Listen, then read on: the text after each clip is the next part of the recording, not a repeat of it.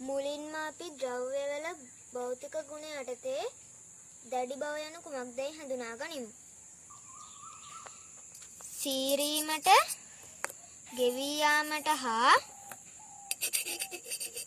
කැපී යාමට එරෙහිව ද්‍රව්‍යයක් සතු ප්‍රතිරෝධය එහි දැඩි බව ලෙස හැඳින්වේ. මෙයට උදාහරණ ලෙස දියමන්ති යකඩ හඳුන්වා දිය හැකිය. ඉන්පසු අපි ආහන්නතාවය යන කුමක්දයි හඳුනා ගනිමු. මිටියක් වැනි දැඩි උපකරණයකින් තැලූ විට කුඩු බවට පත් නොවී තැලිය හැකි වීම මින් අදහස් වේ. ලෝහ ද්‍රව්‍ය තැලීමෙන් තහඩු බවට පත් කරගත හැකි වේ. ඔබ මේ දකින්නේ කුඩු බවට පත් නොවී තැලී ඇති ආකාරයයි. ඒවාට උදාහරණ ලෙස යකඩ, තඹ වැනි ලෝහ හඳුන්වා දිය හැකිය. දැන් අපි තන්්‍යතාවය යනු කුමක්දයි හඳුනා ගනිමු. ඇදීමකට ලක් කළ විට නොකැඩී නොමිදී කම්බි බවට පත් කළ හැකි වීම මින් අදහස් වේ. මෙයට උදාහරණ ලෙස තඹ, ඇලුමිනියම්, රත්තරන් වැනි ලෝහ හඳුන්වා දිය හැකිය. දැන් අපි ප්‍රස්ථස්ත යන බව යනු කුමක්දයි හඳුනා ගනිමු. බලයක් යොදා ඇදීමේදී ඇදෙන සුළු වීම මින් අදහස් වේ. මෙයට උදාහරණ ලෙස රබර්, ඉලාස්ටික් පටි හැඳින්වේ දිය හැකිය. දැන් අපි බංගුරතාවය යනු කුමක්දයි හඳුනා ගනිමු. කුඩා බලයක් යෙදූ විට පහසුවෙන් කැඩීමට, කුඩු වීමට ලක්වන ද්‍රව්‍ය මින් අදහස් වේ. ඒවාට උදාහරණ ලෙස වීදුරු, අඟුරු හඳුන්වා දිය හැකිය. දැන් අපි වයනය යනු කුමක්දයි හඳුනා ගනිමු. යම් ද්‍රව්‍යයක් අතින් ස්පර්ශ කිරීමේදී අතට දැනෙන ගතිය සිනිඳු හෝ රළු බව වේ. පුයර, පුළුන්, වැලිකඩදාසි මීට උදාහරණ ලෙස දැක්විය හැකිය. නැවතත් මෙවැනි වීඩියෝවකින් හමු වෙනතුරු ඔබට සුබ දවසක්.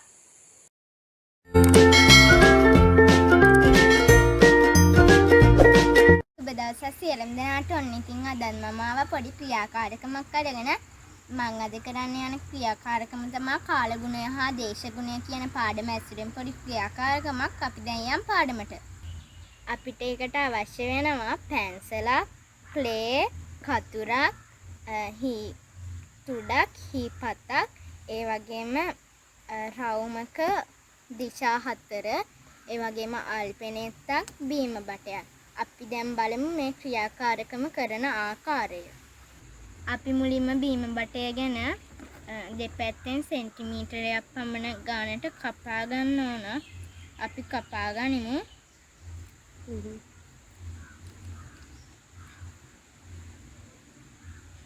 මම කපා ගත්තා. ඊට පස්සේ මේ හී තුඩ අරගෙන ගසා ගන්න ඕන. අපි ඒකත් ගසා ගනිමු. මේ ආකාරයට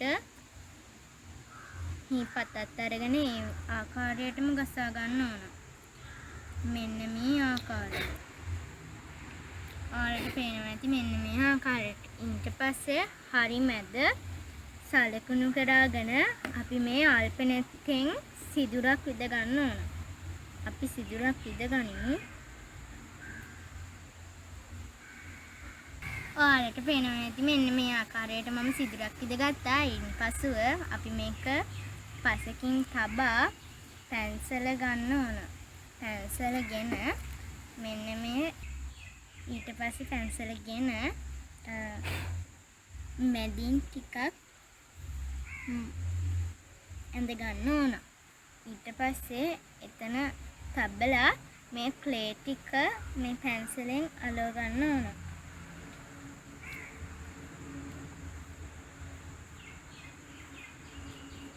මෙන්න මේ ආකාරයට මම සකසා ගත්තා. ඉන්පස්සේ මේ අල්පෙනෙත් ගසාගත් බීම බටේගෙන අපි මේ පැන්සලේ මකණය උඩින් තබා ගසා ගන්න ඕන. මම පැන්සලේ රඳවා ගත්තා. ඔයාලට පේනවා ඇති මේක. ඉතින් ඕගොල්ලෝ මෙවැනි ක්‍රියාකාරකම් නිතරම ගෙදර සිටින නිතරම කරන්න. ඒ වගේම මම තවත් මෙවැනි ක්‍රියාකාරකමකින් හමු වෙනතුරු ඔබට සුබ දවසක්.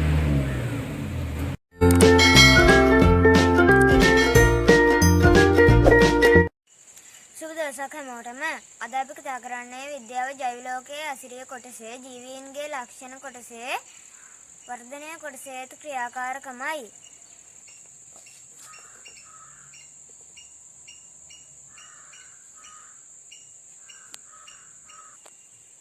මෙහිදී අපි සරල වෘද්ධිමානයක් ඇසුරින් ශාකයක වර්ධනය නිරීක්ෂණය කරමු. ඔබ මේ දකින්නේ මාසෑදූ සරල වෘද්ධිමානයේ ආකෘතියයි.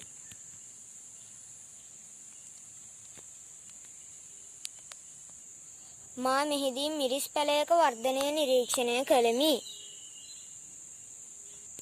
මුල්ම දවසේ පාඨාංකය 0 ලෙස දැක්වුණි. මේ ඔබ දකින්නේ දින 3කට පසු මිරිස් පැලයේ වර්ධනයයි. පැලයේ වර්ධනයත් සමගම ක්‍රමාංකිත කටුව 0 සිට 3 දක්වා වර්ධනය වී ඇත. පැලයේ වර්ධනයත් සමගම සැහැල්ලු බර පහළට යොමු වී ආකාරය නිරීක්ෂණය කරගත හැකිය. මේ ඔබ දකින්නේ දින 6කට පසු පැලයේ වර්ධනයයි. ඔබ මේ දකින්නේ ක්‍රමාංකිත කටුව 3 සිට 5 දක්වා වැඩි වී ඇති ආකාරයයි.